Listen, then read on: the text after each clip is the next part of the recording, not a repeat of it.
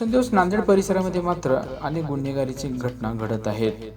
पुन्हा एकदा जिल्ह्याच्या लोहा शहरातील शिक्षक कॉलनी परिसरामध्ये मात्र मध्यरात्री कौटुंबिक वादातून पतीने स्वतःच्याच पत्नीवर गावठी कट्ट्यातून 3 राऊंड फायर केल्याची धक्कादायक घटना समोर आली. या प्राणघातक हल्ल्यामध्ये पत्नी गंभीर जखमी झाली असून तिच्यावर नांदेड येथील रुग्णालयात उपचार सुरू आहेत.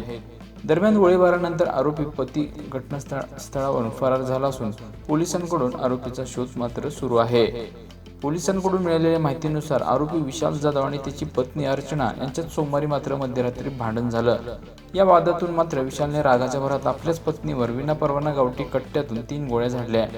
यातील एक गोळी तिच्या कानाला लागून गेली तर दुसरी गोळी तिच्या पाठीत घुसल्याने मात्र रक्ताच्या थारोळ्यात ती कोसळली. त्यानंतर तिला तातडीने नांदेडला हलवण्यात आलं असून सध्या तिच्यावर नांदेडमधील रुग्णालयात उपचार सुरू आहेत. सुदैवाने पीडित महिला सुरक्षित असून तिची तब्येत सध्या स्थिर असल्याचं पोलिसांकडून सांगण्यात आलं आहे.